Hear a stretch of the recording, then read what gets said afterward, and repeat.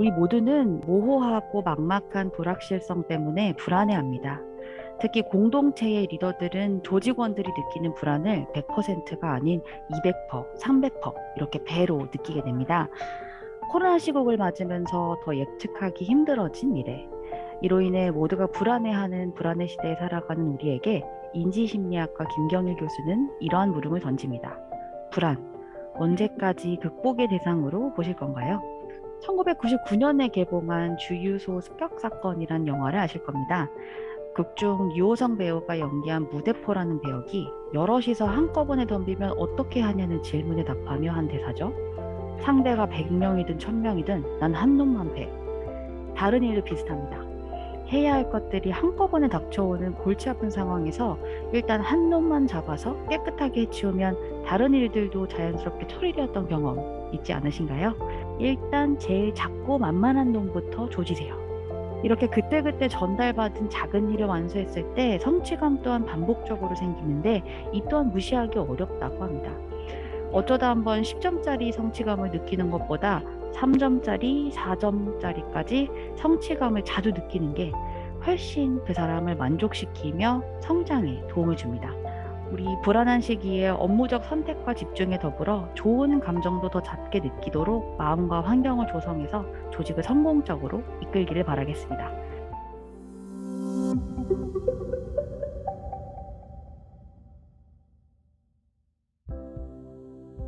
제가 이번에 준비한 책은 나는 월급날 주식을 산다입니다.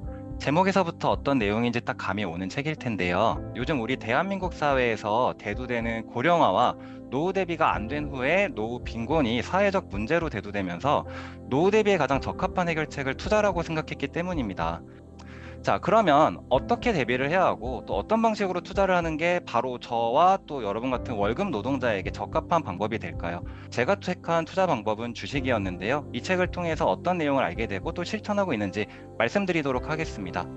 자, 이 책은 총 3단계로 구성이 되어 있습니다. 첫 번째 단계는 주식 계좌를 3개로 나눠서 보유하고 운용할 것을 제시하고 있는데요. 바로 연금저축 계좌와 해외 주식 미국 계좌, 그리고 국내 계좌, 이렇게 3가지로 구분해서 운용할 것을 제안하고 있습니다.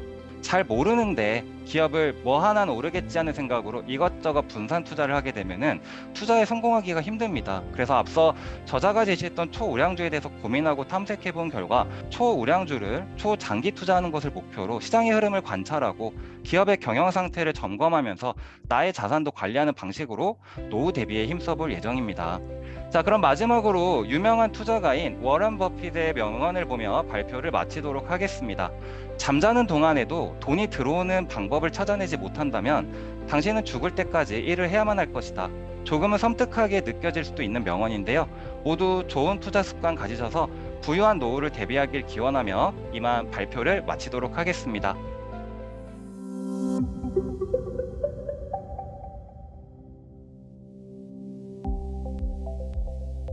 제가 소개할 책은 예민함이라는 선물입니다.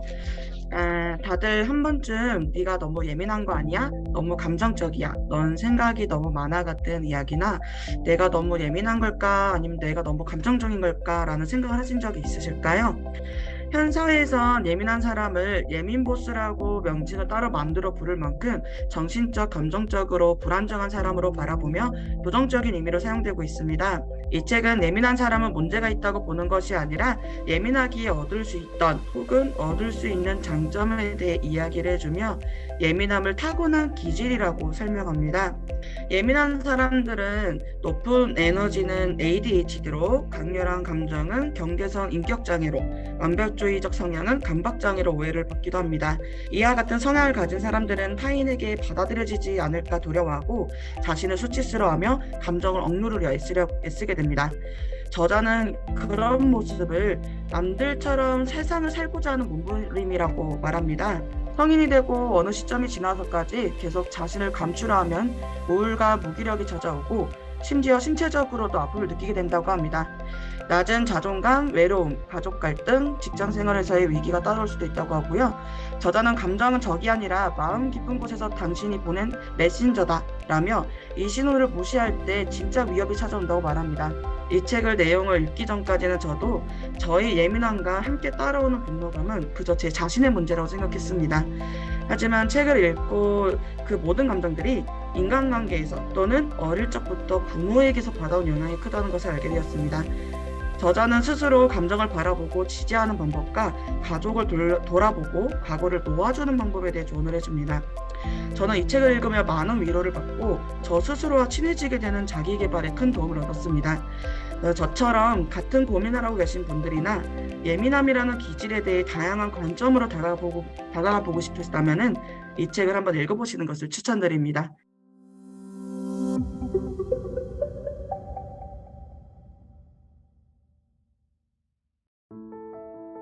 저는 최근 이 책을 읽고 행복하게 살기 프로젝트를 도전하고 있는데요. 그중 첫 번째 도전은 매일 아침 1시간 일찍 출근해서 좋아하는 커피랑 1시간 책 읽기입니다. 저만의 작은 행복 프로젝트의 시작을 도와주기도 한 오늘의 책은 오프라 윈프리의 내가 확실히 아는 것들입니다. 책에는 오프라 윈프리가 살면서 이것만은 확실히 알게 되었다라고 확신하는 본인의 어려웠던 혹은 힘들었던 일들과 함께 감사, 행복, 기쁨을 맥락으로 하고 있는 긍정의 힘이 가득한 책입니다. 저는 주변에서 너 정말 사소한 걸로도 행복해하네? 라는 소리를 되게 자주 들을 정도로 커피 한 잔, 좋은 날씨 같은 것들에 항상 행복하다고 자주 말을 하는 사람이었는데요. 최근에는 이건 이래서 싫고 저건 저래서 싫고 저 사람은 이런 것 같아서 싫고 온갖 상황에 제가 불평불만을 습관처럼 하고 있더라고요. 부정적인 것은 피부 위에 들러붙는다는 구절처럼 모르는 사이에 부정적인 사고가 제 피부에 들러붙어서 더 이상 예전처럼 긍정적인 사고를 하지 못하는 사람이 돼버렸구나라는 생각을 하게 됐습니다. 저도 오프라 윈프리처럼 지금 이 순간이라고 부르는 때를 의식적으로 만들려고 어떤 걸 하면 좋을까 많이 고민한 끝에 매일 아침 좋아하는 커피와 1시간 책 읽기를 아까 말씀드린 것처럼 저만의 도전으로 하게 되었는데요. 사실 이번 주 시작해서 오늘이 4일차인데요. 좋아하는 커피향이 가득한 카페에서 출근 전에 여유롭게 음악을 듣고 좋아하는 책을 보는 행위만으로도 생각보다 행복하다는 기분 그 이상의 어떤 충만하다라는 기분이 들었던 시간이었던 것 같아요. 그러면 정말 신기하게도 출근을 하는 그 엘리베이터 안에서 왠지 멋진 나 자신, 어제보다 오늘 더 나은 사람이 되고 싶고 더 잘할 수 있을 것 같고 그런 기분이 많이 들어서 보시는 책 구절처럼 재충전의 시간이자 나 자신과 이어지는 기회를 맛봤던 것 같습니다. 오프라 윈프리는 나는 툭하면 행복을 느끼는 편이다 라는 표현을 썼는데요. 제가 굉장히 감동받았던 부분이자 이 책이 말하고자 하는 제일 중요한 구절이 아닐까 싶습니다. 오프라 윈프리는 사람들은 매일 경이로움을 느낄 기회가 있는데도 그것을 마다하고 감정의 마비 상태로 아무것도 느끼지 못한 채 살아가고 있다고 합니다. 그래서 꼭 스스로 자주 행복을 의식해서 느끼는 연습을 하라고 말하는데요. 완벽한 헤이즐넛 크리머가 올라간 진한 커피 한 잔은 별점 4개, 퀸시 존스의 주방에서 노닥거리며 수다를 떠는 것은 별점 5개의 즐거움인 것처럼 각자 일상의 사소하고 작은 자기만의 별점 5개의 즐거움을 찾아내는 연습을 하라고 말합니다. 당신이 행하고 입 밖에 내는 모든 것이 당신 주위의 세상을 보여준다라는 구절인데요. 참 무서운 말인 것 같아요. 그래서 여러분의 주변에는 혹시 지금 어떤 사람과 어떤 세상이 있으신가요?